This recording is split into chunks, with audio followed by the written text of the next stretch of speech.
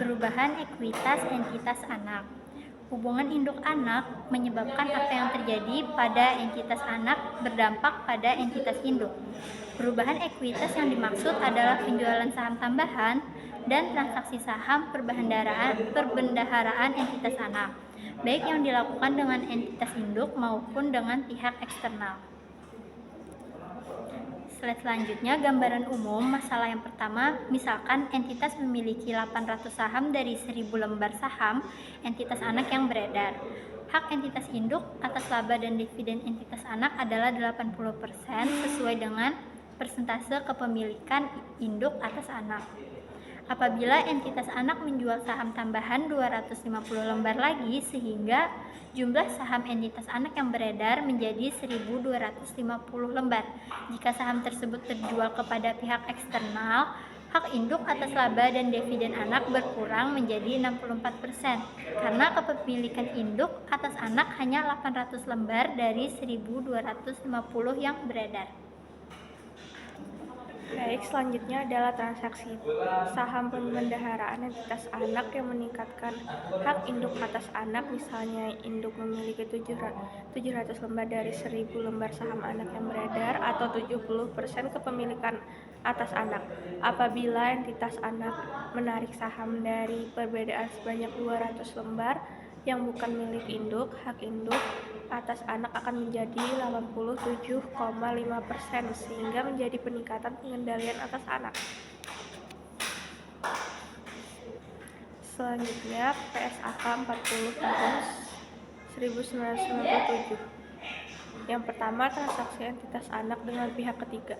Entitas anak menjual saham tambahan kepada pihak ketiga. Yang kedua, transaksi entitas anak dengan pihak ketiga. Entitas anak memperoleh kembali saham yang beredar yang dimiliki oleh pihak ketiga. Selanjutnya, transaksi entitas anak dengan entitas induk, yaitu entitas anak menjual saham kepada tambahan kepada induk saham. Selanjutnya, transaksi entitas anak dengan entitas induk, yaitu entitas anak memperoleh kembali saham beredar yang dimiliki entitas induk. Baik, selanjutnya kita akan membahas mengenai penjualan saham, di mana penjualan saham tambahan ini terbagi menjadi dua, yaitu kepada pihak eksternal dan juga kepada PT Induk. Yang pertama akan kita bahas adalah penjualan saham tambahan kepada pihak eksternal. Kita contohkan seperti ini ilustrasi bahwa PT Paula memiliki 800.000 saham atau 80% dari 1 juta saham PT Simon. Artinya PT Paula ini adalah perusahaan yang mengakuisisi PT Simon, di mana PT Simon memiliki 1 juta lembar saham dan 800.000 sahamnya atau 80%-nya dimiliki oleh PT Paula. Kemudian PT Simon selaku perusahaan anak menerbitkan kembali 250.000 saham. Artinya yang sebelumnya saham dari PT Simon berjumlah 1 juta, sekarang menjadi 1.250.000. Ketika saham ini dijual ke pihak eksternal, PT Paula, persentase PT Paula akan menurun. Yang sebelumnya 80%, di mana 800.000 itu adalah 80% dari 1 juta, sekarang 800.000 itu adalah 64% saja dari 1.250.000 saham yang diterbitkan. Maka perhitungannya dapat dilakukan sebagai berikut. Sebelum penjualan, total ekuitas PT Simon adalah 2.950.000, di mana ini didapatkan dari harganya itu 100.000 dikali nilai buku per sahamnya 2.950, 2,9 miliar. Mohon maaf. Kemudian PT Paula memiliki kepemilikan sebesar 80%, sehingga 80% tersebut berjumlah 80% dikali 2,95 miliar, didapatkan kepemilikan PT Paula itu sebesar 2,36 miliar. Namun setelah penjualan, artinya ada kenaikan 250.000 saham yang ditambahkan, sehingga 250.000 tadi dikalikan dengan 2.950 didapatkan nilai sejumlah 737.500.000 rupiah, ditambahkan dengan nilai 2,95 miliar menjadi 3.680.500.000 rupiah. Sehingga kepemilikan PT Paula yang tadi kita sebutkan adalah 64%, itu adalah 64% dikali 3,3 miliar 687 juta sehingga kepemilikan PT Paula di sini menjadi 2,36 miliar. Tidak berubah. Kenapa? Karena persentasenya sebenarnya hanya nilai angka persentasenya saja yang berubah, tetapi jumlahnya dari keseluruhan itu masih sama. Namun itu tadi jika harga jualnya masih 2.950. Jika harga jualnya dinaikkan menjadi 3.000, maka tambahan ekuitasnya menjadi 3.000 dikali 250.000 sehingga menjadi 750 juta. 750 juta tadi kita tambahkan dengan total ekuitas yang pertama yaitu 2,95 miliar sehingga totalnya menjadi 3,7 miliar. Dengan total ekuitas setelah penjualan sebesar 3.000 per saham, didapatkan bahwa PT Paula memiliki kepemilikannya adalah 64% dari 3,7 miliar yaitu 2,368 juta rupiah.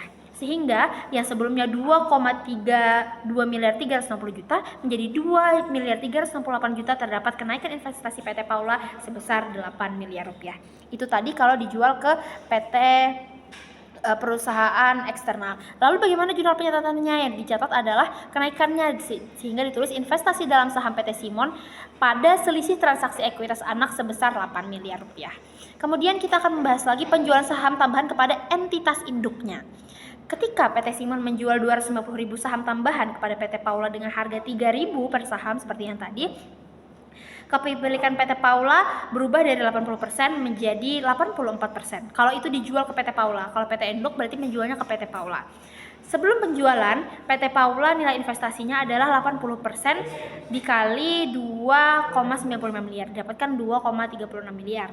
Namun setelah penjualan, terdapat tambahan kayak tadi 750 juta sehingga total ekuitas keseluruhannya berubah dari 2,95 miliar menjadi 3,7 miliar. Sehingga pengalinya adalah 84% dikali 3,7 miliar. Sehingga kepemilikan PT Paula setelah saham tambahan yang dijual ke PT Paula tadi sebesar 3 miliar 108 juta rupiah. Sehingga ketika dijual ke PT Induk, kenaikan investasi PT Paula naik sebesar 40 juta. Bagaimana pencatatannya? Sama seperti tadi, dicatat dengan investasi dalam saham PT Simon pada keuntungan penilaian investasi sebesar 40 juta. Dengan induk meningkatkan sehingga dapat kita simpulkan bahwasanya ketika penjualan terhadap saham terhadap entitas induk meningkatkan kepemilikan dan nilai investasinya. Dan goodwill juga diakui sebesar 42 juta diakui dalam laporan konsolidasi. Baik. Kemudian penarikan saham entitas anak dari peredaran, penarikan saham milik eksternal. Jadi ilustrasinya PT Sedola memiliki 1 juta lembar saham, dengan PT Induk memegang 70% saham. PT Sedola menarik kembali 200.000 saham milik eksternal sehingga total saham beredar turun menjadi 800.000 saham. Kemudian kepemilikan PT Induk naik dari 70% menjadi 87,5%. Jadi perhitungannya sebelum penarikan itu 700.000 saham dibagi dengan 1 juta saham sama dengan 70%. Setelah penarikan itu kepemilikan PT Induk menjadi 700.000 saham dibagi dengan 800.000 saham sama dengan 87,5%. Jadi penjurnalannya saham perbendaharaan pada debit 360 juta dan kas pada kredit 360 juta. Kesimpulannya, penarikan saham eksternal meningkatkan kepemilikan induk atas anak. Baik, selanjutnya ada penarikan saham entitas anak dari peredaran, penarikan saham milik individu. Ilustrasinya, PT Sendola memiliki 1 juta lembar saham dengan PT Induk memegang 70% saham yaitu 700 lembar. PT Sendola menjual kembali 200.000 saham dengan harga 350 juta rupiah. Jadi kepemilikan PT Induk turun dari 700% menjadi 62,5%. Selanjutnya adalah perhitungan sebelum transaksi. Investasi PT Induk 70% dikali 2 miliar 350 juta sama dengan 1 miliar 645 juta rupiah Nilai bukunya per saham adalah Rp2.350. Setelah penjualan, saham yang dijual 200.000 dikali Rp2.350 sama dengan Rp470 juta. Jadi kerugian di investasinya adalah 470 juta dikurang 350 juta sama dengan 120 juta. Jadi jurnalnya kasnya 350 juta rupiah,